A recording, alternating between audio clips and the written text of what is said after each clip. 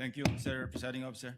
Follow-up lang ito doon sa mga points raised by Senator Judge Rafi Tulfo kahapon relating to three similar cases, Ronald Mas, Mayor Baste Duterte, saka BP Sara. Hindi ko na bibelabor yung Ronald Mas and Mayor Baste kasi aware naman ako doon sa Rule 113 Section 5, yung sa warrantless arrest, na hindi pwedeng apply. Nagkamali nga yung NBI kay Ronald Mas, kaya na-dismiss yung case, di po ba?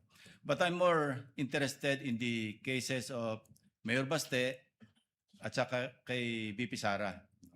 Kasi almost similar yung kanilang mga sinabi, pero I'm just wondering why you did not investigate Mayor Baste, pero si Mayor Sara, hindi lang kayo nag-investigate, nag-repair pa kayo ng complaint sa DOJ, hindi po ba? Yun po yung amin pong ginawang investigasyon ay doon na po sa threat na sinasabi namin na pangkalawakan. Yung dito po kay Mayor Baste, kaya hindi po natin na inimbestigahan, isinasama po namin dito sa task force na ito to come out with the report eventually. But we have coordination also po with other agencies. Yes. So walang ongoing law enforcement investigation against Mayor Baste? Kasama po dito sa ano po namin sa special task force po. Yung bang special task force, and this was this was also raised by the presiding officer nung nasa lounge kami kanina, na-form ba ito in relation to or in reference to the case of Mayor Baste o kay Vice President Sara? Yung pong trigger point na nangyari dito ay yung pong kay Mayor Baste po. But prior to that, we are continually monitoring the threat. Kasama po sa aming pag-uusap yan. In fact, yung pong aming reporting ng records as early as nung nag-assume po ako ng February, mga first week pa lang po ng March, kasama na po sa reporting yung mga threat assessment. But nung napansin po namin na itong rage rally na to can escalate to a bigger threat to the national security, dun po namin ipinasok ito. So mas ang ginamit nyo yung kay Mayor Baste as an open source kesa sa mag-file kayo ng criminal complaint against Mayor Baste? Ganun po yung naging process namin dito. But eventually, we have an agreement within us that if we can establish that the elements for grave threat will be there, we will be contemplating also on filing a grave threat and inciting to sedition as well. Pero halos pareho kaya iniisip ko, baka meron double standard. Bakit kayo nag-focus kay Vice President pero hindi nyo in-apply kay Mayor Baste? Halos pareho sinabi nila na maliwanag naman, bukod doon sa January 2026, na ulit pa ng April 12, di ba?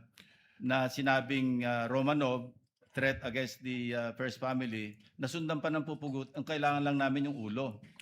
So pero kay Vice President, halos ganun din Pero bakit inimbestigahan nyo kay Vice President Sara at na-refer nyo na sa DOJ for PI, pero yung kay Mayor Baste parang unlevel, nasa law enforcement investigation pa rin? Sapagkat ang isa pong dinedevelop namin dito na theory po is yung sabwatan. And alam po natin, if we go to court using the theory of conspiracy, medyo mas mahirap po na ipasok na kaso. Kaya it taking much time to develop the case po. May request for additional time, Mr. Presiding Officer. Punta lang ko kay Las Cañas. Opo. Okay. Yung kay Las Cañas, ginamit nyo yung kanyang affidavit na sinabit sa ICC. Tama po. Parang pang-open source. Tama Not for po, sir. anything, di ba? Not for anything po. So yes, walang sir. evidentiary value ito. Yun po ay ang basehan namin, kaya po namin iprinisinta. Isa po sa naging basehan namin doon po sa, isa nga doon sa 5 standards po natin na pattern of violence po. Pero wala kayong intention na kung magpapile kayo ng kaso, isasabit yung affidavit niya na sinabit sa ICC? As a matter of reference lang po for the purposes of establishing the pattern of violence. But to directly papanagutin po sa isang criminal or what, sa palagay ko po baka po hindi ito tatanggapin ng korte po. Yeah, kasi kung open source, hindi nga tatanggapin ng korte. Tama po. Kasi kung open source, kung nag-extend pa kayo, in-expand nyo yung open source information gathering, dapat sana nireview nyo rin yung aming committee hearing dito. No? Yung na-mention kanina ng defense, na initially, deny talaga si Arturo Las Cañas tungkol sa DDS, EJK, etc. Eventually, nag-retract siya, talagang 180 degrees. No? Sinabi niya, totoo yung EJK. Hindi ba dapat part din yun ng open source information gathering ninyo? Tama po. Actually, nung binasa po namin yung affidavit, may isang paragraph doon na nagtukoy nga dyan na nag-testify as binawi. Ang sinundan na po namin dito, at naalala ko po, meron kasing yung report doon sa 24 oras after ng pre-trial po sa ICC, nagkaroon po ng interview kay Las Canas kung saan sinasabi niya yung affidavit na ginawa niya na isinabit sa ICC at nung kinukumpara po namin doon sa sinasabi niya, lumalabas na yun po. Pangatlo na po yun. So, Alam nyo, iba yung affidavit niya, yung kanyang testimony sa Public Order and Legal Drugs Committee, which as I said earlier, I chaired. No? Kaya alam ko yung familiar ako. Then after that, nag-retract siya. Talagang complete turnaround. tama po. So I even consulted a retired justice na kaibigan ko, ano bang mas patimbang dito? Ang sabi niya, ang talagang jurisprudence, yung original na statement, ang mananaig, kesa doon sa parang binaligtad na statement, which I also agreed. Ang point ko lang is, bakit parang namili lang kayo ng open source?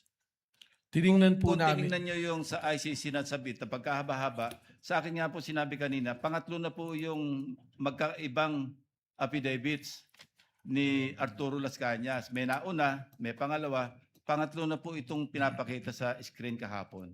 Tama po. And we are also aware dun sa pagbali-baliktad. But on the news that I was mentioning po, Your Honor, mismong sinabi niya, pipirmahan yung affidavit at sinabi po niya, this is 186 pages. So nang tinitingnan po namin, yung statement na yan, tumugma. At pangalawa, it's been the subject already of an ICC. It's being used as an evidence. At least there is a legitimate court that looking into it, which it was considered na ibig sabihin, tinanggap po ng isang lehitimo na korte po. Yeah, I'm not trying to put you on the spot. I'm just trying to be fair, ano? Opo. Kasi gusto ko talagang maliwanagan para pagdating ng takdang oras, alam ko yung aking boto. Tama Maraming po. salamat po. Salamat Thank po. you, Senator Judge